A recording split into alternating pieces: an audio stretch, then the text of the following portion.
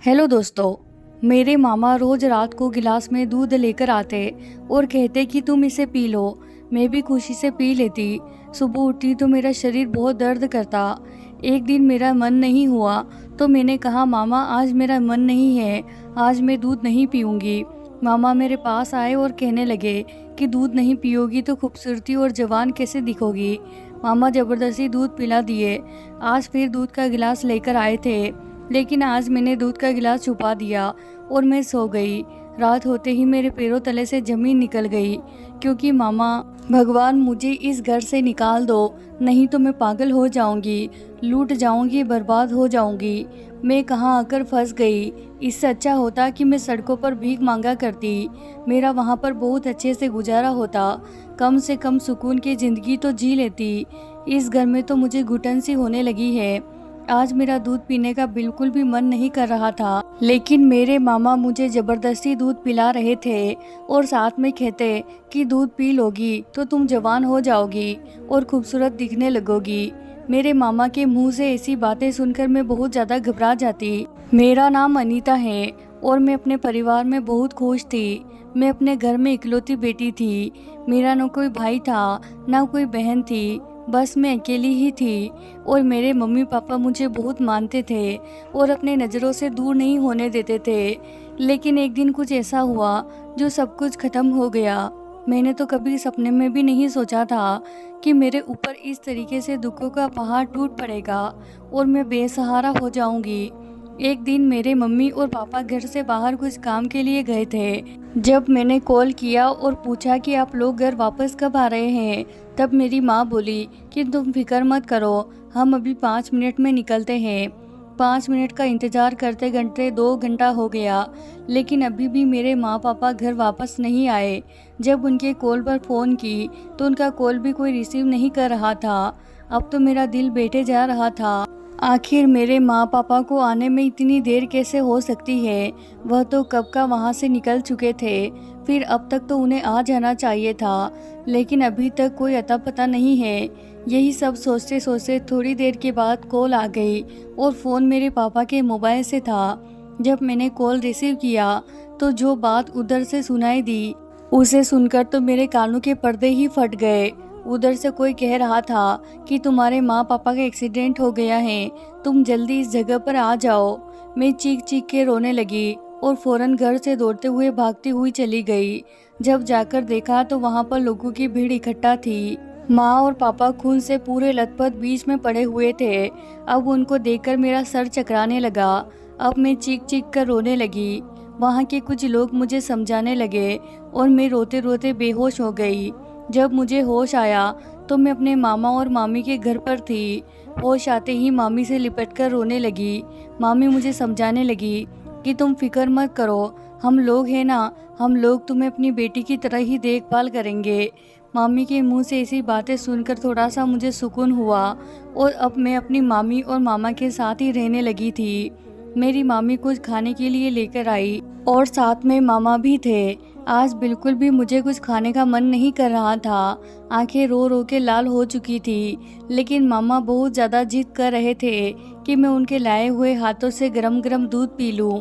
मेरे मामा मुझे बहुत समझाने की कोशिश करते रहे, लेकिन कुछ दिन से जो दुखों का पहाड़ मुझ पर टूटा था, मैं कुछ भी नहीं खा रही थी। मामी गरम दूध का गिलास लिए मेरे सामने खड़ी रही और कहने लगी, बेटा जो होना था वो तो हो गया, जल्दी से दूध पी लो। देखो तो तुमने अपनी हालत क्या कर ली है। मेरी मामी आंसू को साफ करने लगी। मैंने कहा, मामा मुझे बिल्कुल भी भूख नहीं है, मैं कुछ नहीं खाऊंगी, मेरा सब कुछ लूट गया है, मैं बर्बाद होकर रह गई हूँ। यह कहकर मैं फूट फूट कर रोने लगी।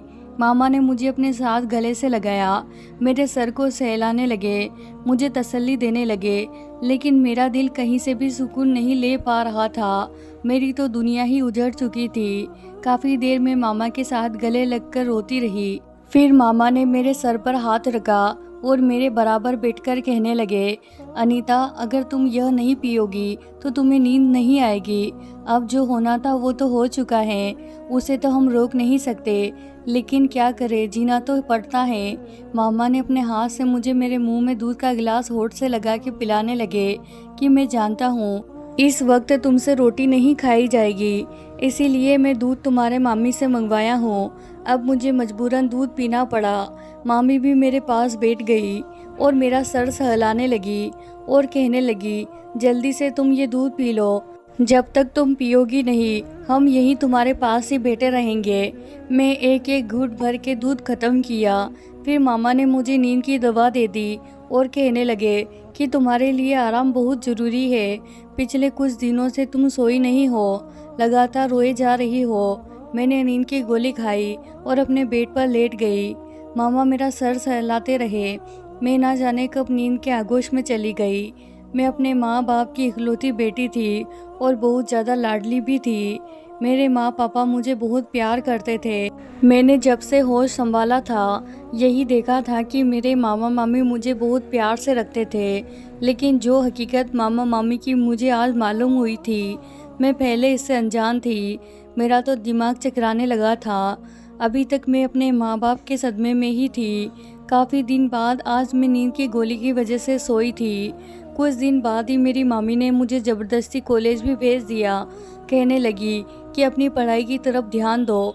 मुझे भी यही ठीक लगा कि मेरे लिए पढ़ाई पर ध्यान देना ही बेहतर है।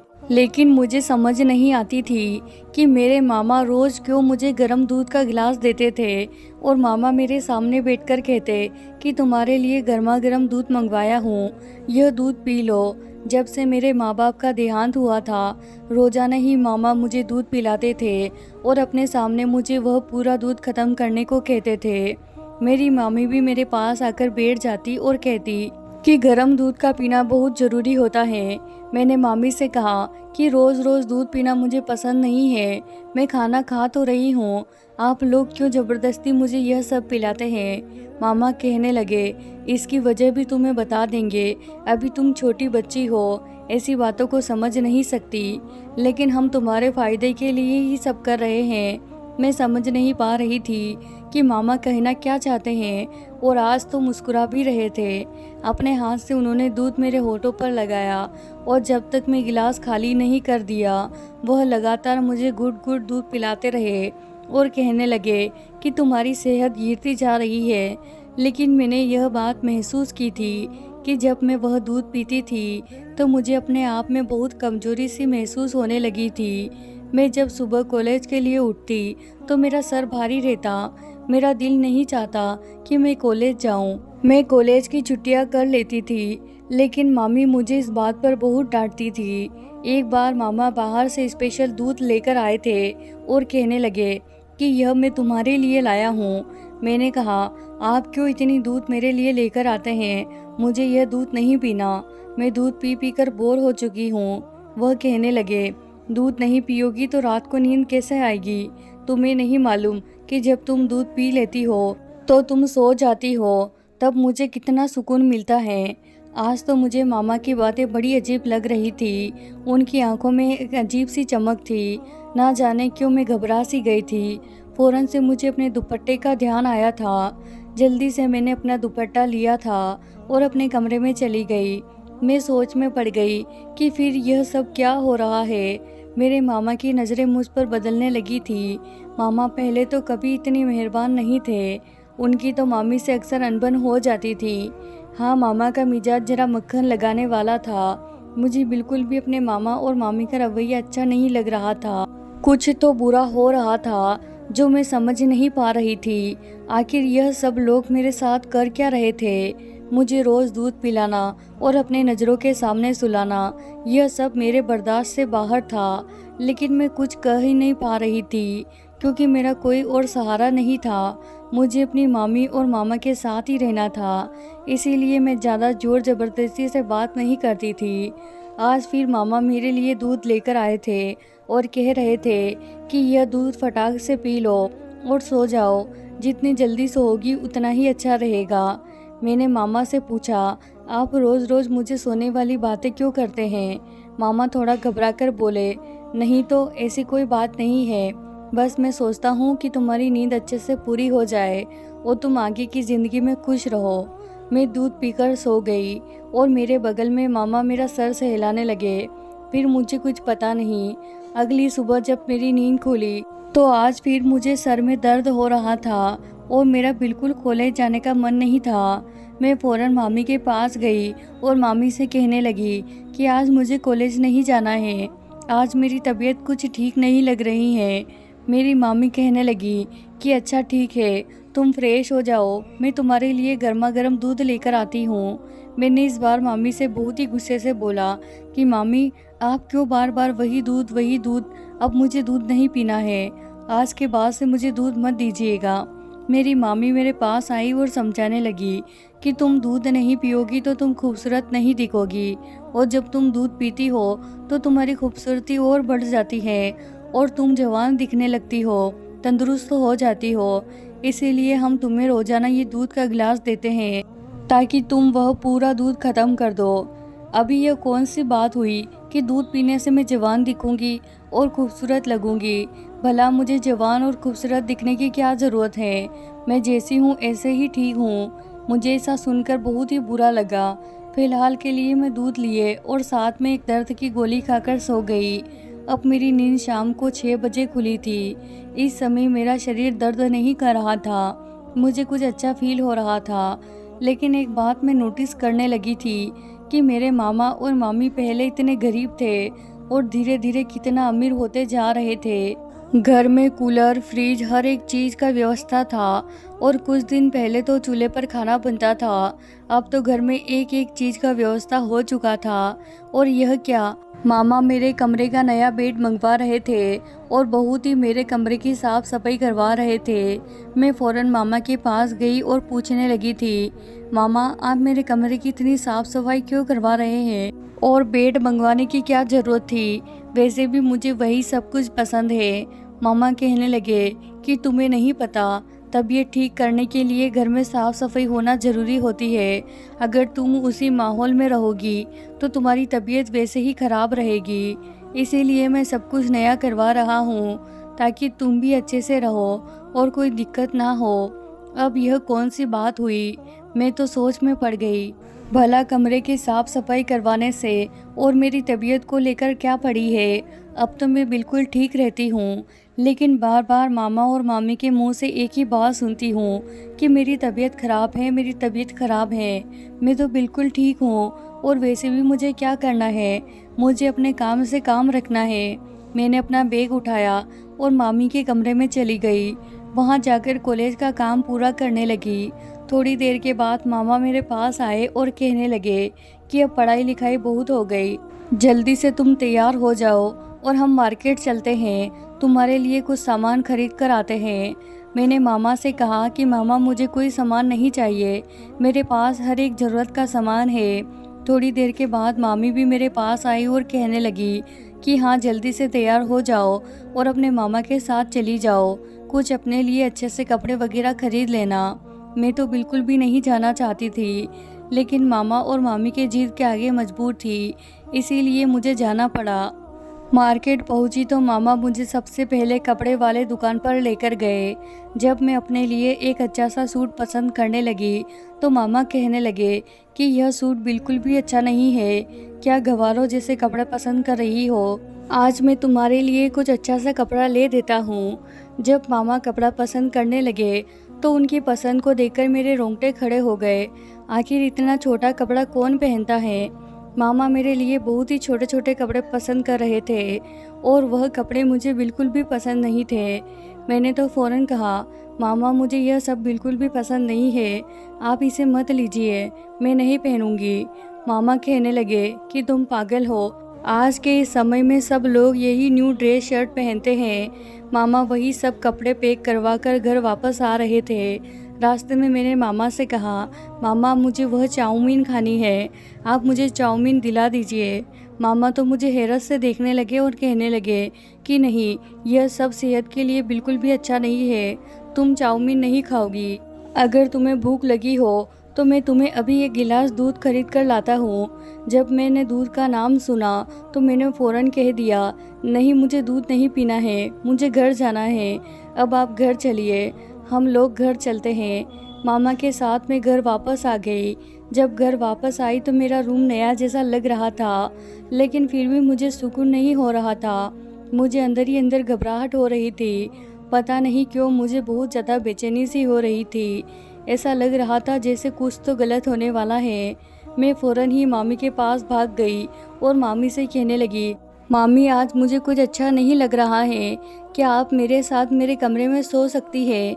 मेरी मामी मुझे खा जाने वाली नज़रों से देखने लगी और कहने लगी, तुम टेंशन मत लो, जब तुम दूध पियोगी तो तुम्हें बहुत अच्छे से नींद आ जाएगी और तुम सुकून की आगोश में चली जाओगी।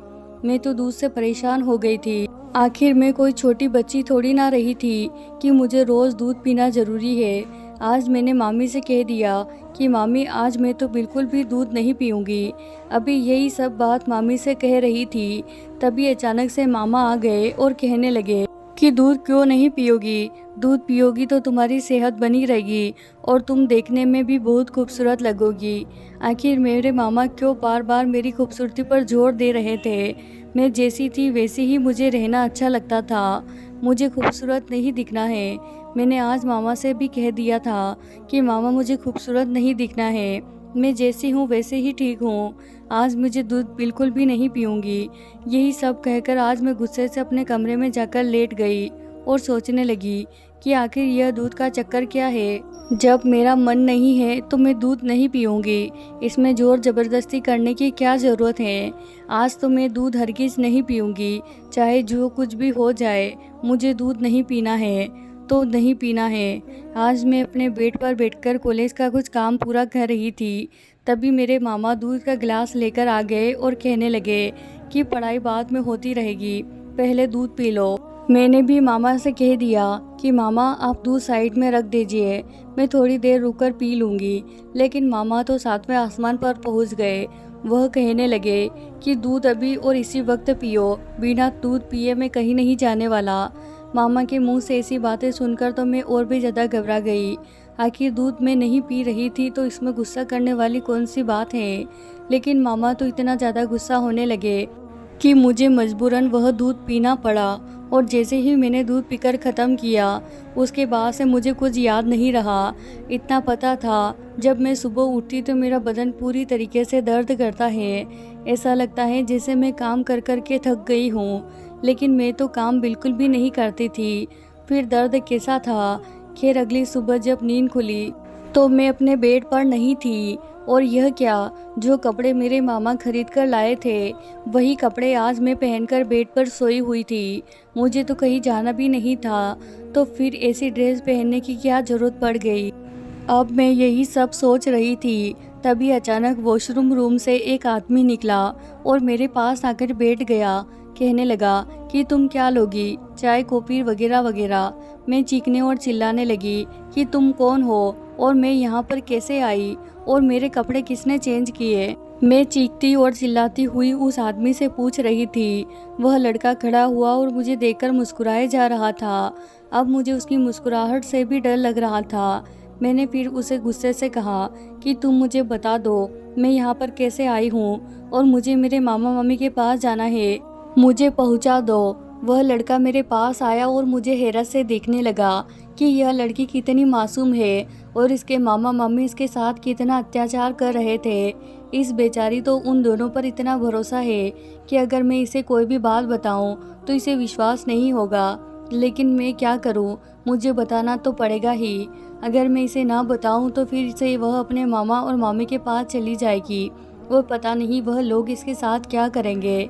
मैं वहीं पर बैठ गया और उसे कहने लगा कि देखो अनीता, तुम यहाँ पर बिल्कुल सेफ हो और मैं जो तुम्हें बताने जा रहा हूँ उसे गौर से और ठंडे दिमाग से सुनना। अभी मैं यह सब बात कह रहा था कि अचानक से उसने चीख कर बोला कि मुझे अपने मामा और मामी के पास जाना है। मैं भी गुस्सा हो गया और गुस्से से कहने लगा कि कौन मामा और मामी? तुम्हारे मामा मम्मी तुम्हारे साथ क्या कर रहे हैं, तुम्हें जरा भी पता है?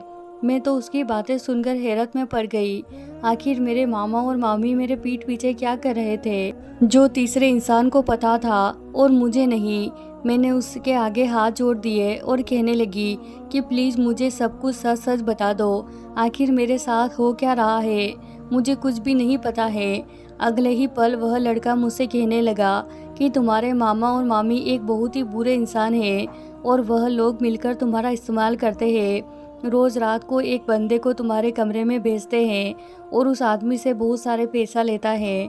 आगे तुम खुद समझ जाओ। तुम एक रात के लिए दूसरे आदमी के हवाले कर देता है। यह सब मुझे तब पता चला जब तुम्हारे मामा एक आदमी से बात कर रहे थे और तुम्हें बेचने के लिए बहुत सारा पैसा रकम लेकर उस आदमी को हमेशा हमेशा के लिए बेच देना चाहते थे। मैं वहीं पर यही सब बातें सुन रहा था। फिर तुम्हारे मामा वहाँ से जाने लगे। मैं जल्दी से तुम्हारे मामा के पास गया और उनसे कहने लगा कि मैंने सुना है आप किसी को बेच रहे हैं, क्या आप मुझे उस लड़की को देंगे? मैं आपको दुगना पैसा दूंगा। फिर तुम्हारे मामा ने मुझसे बहुत सारा पैसा लेकर तुम्हें मेरे हवाले सौंप दिया। लेकिन तुम बिल्कुल भी फिक्र मत करो, तुम यहाँ पर बिल्कुल सेफ हो। अगर मैं तुम्हें पैसे देकर नहीं लाता तो शायद तुम बहुत दूर जा चुकी होती और वह लोग तुम्हें नोच नोच कर खा चुके होते। उस लड़के के मुंह से ऐसी बातें सुनकर मैं फूट फूट कर रोने लगी। आखिर मेरे मामा मामी मेरे साथ इतना बड़ा धोखा कैसे कर सकते हैं? अब मुझे सारी बात याद आने लगी थी कि रोज़ रात को गर्म दूध पिलाकर सुला देना कोई नॉर्मल बात नहीं थी। अगर मैं दूध पीने से मना करती तो डांट कर अपने सामने दूध पीने के लिए कहते थे। अब मुझे सब कुछ समझ में आ गया था। उनके अचानक से घर का रौनक बदल देना, घर में इतना सारा सामान वगैरह लाकर रख देना कोई नॉर्मल बात नहीं थी। मेरे मामा मामी मुझे हर रात बेचकर इतना आगे निकल गए थे। अब मुझे मेरे मामा और मामी से बहुत ज़्यादा नफरत हो गई थी। यही सोच रही थी कि जाऊं और जाकर उनका खून कर दूं, लेकिन मैं उन लोगों का शक्ल भी देखना नहीं चाहती थी। अब मुझे समझ में आ रहा था कि जब मैं सुबह उठती थी तो मेरा बदन इतना दर्द क्यों करता था। यानी मैं हर रात एक शख्स के साथ गुजार रही थी। भगवान, अब मैं किसी को मुंह दिखाने के लायक नहीं रही। मैं अपने आप को कोसती रही। मेरे अपने ही मेरे साथ इतना बड़ा खेल खेलते रहे। मैंने उस लड़के का शुक्रिया अदा किया और उस घर से जाने लगी। अचानक से वह लड़का मुझे रोककर कहने लगा कि क्या तुम मुझसे शादी करोगी? मैंने एक नज़र उस लड़के की तरफ देखा और कहने लगी कि तुम्हें तो सब कुछ पता है मेरे साथ क्या कुछ हुआ है, फिर भी तुम मुझे अपनाने के लिए तैयार हो। उस लड़के ने कहा कि इसमें तुम्हारी कोई गलती नहीं है, तुम तो अनजान थी और वैसे भी तुम्हारी कोई गलती नहीं है। अगर तुम चाहो तो मैं तुमसे शादी करने के लिए तैयार हूँ। उस लड़के के मुंह से ऐसी बातें सुनकर मैं और भी ज़्यादा रोने लगी और मैं सोचने लगी कि एक यह लड़का है जो मेरे इज्जत को बचाने चला था, एक वह जो मेरे अपने थे। मेरे मामा और मामी मुझे इस्तेमाल कर रहे थे। उन्हें जरा भी मेरे ऊपर दया नहीं आई। वह लोग तो कह रहे थे मेरी कोई औलाद नहीं है और तुम मुझे मेरी बेटी के रूप में मिली हो, मैं तुम्हें अपनी बेटी की तरह ही रखूँगी। मेरी मामी के मुंह से ऐसी बातें सोचकर मुझे घिन सी आने लगी थी। शायद यह सब सोच थी जो भगवान ने उन्हें एक भी औलाद ना दी। मैंने तो उन लोगों को बहुत ही भले इंसान समझा था। अब मुझे मालूम हो चुका था कि वह लोग मेरा इतना देखभाल कर रहे थे। वह रोज़ रोज़ का दूध देना और बार बार एक ही बात कहना, दूध पियोगी तो जवान हो जाओगी, खूबसूरत दिखोगी।